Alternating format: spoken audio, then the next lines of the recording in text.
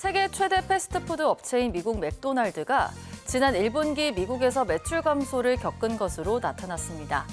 맥도날드는 미국 내 동일 매장 기준 1분기 매출이 작년 동기 대비 3.6% 감소했다고 발표했는데요.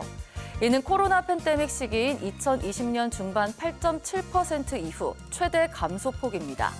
크리스 캠프친스키 최고 경영자는 지정학적 긴장이 불확실성을 더하고 예상보다 소비자 심리를 악화했다고 진단했는데요. 그러면서 우리도 업계의 변동성이나 소비자가 직면한 압박에서 자유로울 수 없다고 말했습니다.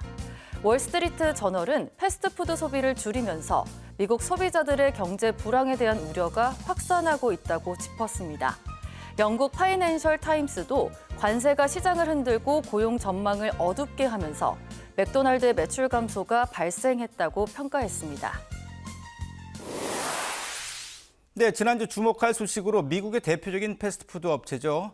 맥도날드의 올해 1분기 매출이 감소했다는 소식을 꼽으셨는데 그동안 계속 우려해왔던 미국의 경기 침체가 시작됐다. 이런 신호로 봐도 될까요? 이제 그런 징후가 역력하다 이렇게 말씀드릴 수가 있을 것 같아요. 사실 맥도날드라고 하면 패스트푸드의 대명사지 않습니까? 네.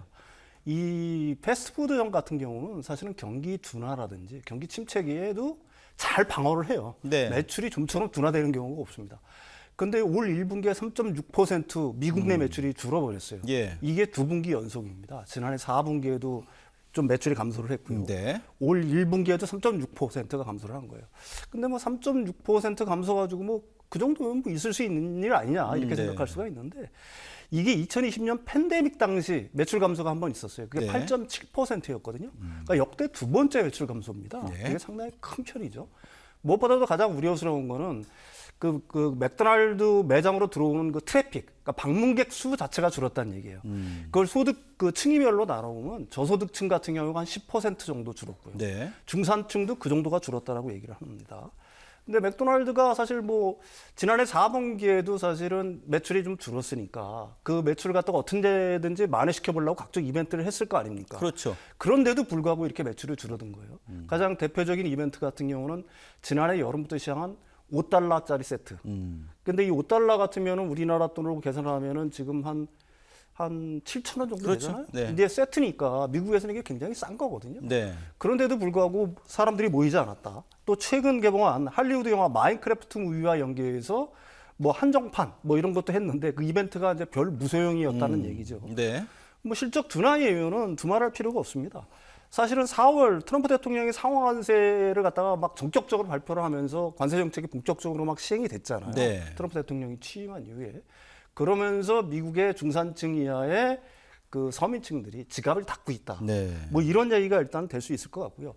이게 단순히 지금 맥도날드뿐만이 문제가 아니라 유명한 패스트푸드점들이 있지 않습니까? 우리가 익히 알고 있는 KFC라든지 아니면은 피자헛, 그다음에 치폴레, 네. 멕시칸 패스트푸드죠. 이런 데 같은 경우들이 대부분 다 그러니까 객단가 $10 미만의 그러니까 저가형 레스토랑들이 다 매출 감소를 겪고 있다는 거죠. 근데 유독 이제 눈에 뜨는 거는 이거보다 더 저가 메뉴가 사실은 미국에 하나 있습니다. 타코벨. 이것도 역시 멕시칸 쪽이죠. 네네. 이쪽은 매출이 한 9% 정도 늘었다라고 얘기를 해요. 근데 이제 맥도날드의 어떤 매출 감소가 미국 내에만 국한된 게 아니라 예. 사실은 글로벌한 현상이다. 글로벌 시장에서는 한 1% 정도 매출이 감소를 했는데 중동이라든지 일본 같은 경우는 좀 급격히 감소를 했다가 회복하는 추세래요. 중동 같은 경우는 그럴 만하죠. 가자 지구에서의 어떤 미국의 이스라엘 지원 이런 것들 때문에 미국에 대한 어떤 이미지들이 안 좋아지면서 매출이 감소했다가 이게 다시 살아나는 추세인데 요즘 이제 새롭게 등장한 유럽, 캐나다 등지에서 매출이 감소하고 있다는 겁니다. 반미 정서가 있겠죠. 네, 그렇습니다. 이게 맥도날드 CEO가 글로벌 소비자를 대상으로 해가지고 설문조사를 했는데 북유럽과 캐나다에서는 반미 감정이 8%에서 10%포인트 정도 높아졌다라고 그래요. 그 영향을 갖다가 맥도날드가 그대로 받고 있다라고 얘기할 수가 있는 거고요.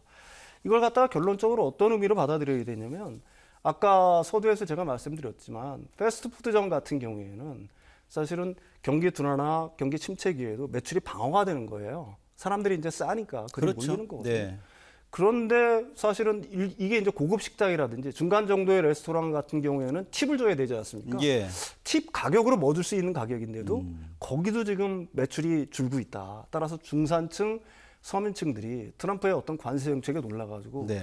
미래의 불확실성 때문에 급격히 그 지갑을 갖다 닫고 있다. 네. 만약에 트럼프 대통령이 기존의 정책들을 갖다가 계속 고집을 한다라고 하게 되면 미국의 경기 둔화 침체는 지금 지표상으로는 안 보이지만 곧 닥칠 수 있는 가능성이 높다. 이걸 네. 갖다가 맥도날드의 매출 감소가 말해주고 있다. 이렇게 말씀드릴 수 있을 것 같습니다. 글쎄요, 이제 경기 주체가 느끼는 심리적 요인이 이 경제나 경기에서 차지하는 비중이 적지 않다. 이런 느낌이 좀 드네요. 네, 그렇습니다. 예. 지금 하드 데이터들은 비교적 견조합니다. 그런데 소프트 데이터라고 보통 얘기를 하죠. 네. 뭐 우리들이 보통 느끼는 어떤 느낌, 경기에 대한 어떤 생각, 미래에 대한 전망, 이건 급격히 지금 낮아지고 있는 거거든요. 그게 이제 낮아지면 하드 데이터들, 실제로 뭐 GDP라든지 네. 이런 지표들, 실업률 지표들이 그 뒤를 따라오는 게 보통 일반적이죠. 예. 네. 민심 이반 분위기도 감지가 되고 있고 뭐 워낙에 상황이 안 좋다 보니까 SNS 상에서 절약 꿀팁 게시물이 인기를 끌고 있다고 합니다. 뭐 헬스장 대신 공원을 가겠다. 예를 들면 뭐 이런 것들이죠. 전체적으로 지금 트럼프의 핵심 지지층이 이 서민층, 중산층 이하의 노동자 계층이라고 알려져 있는데 이분들이 지금 최대 피해자가 되고 있지 않나 뭐 그런 생각이 들고요.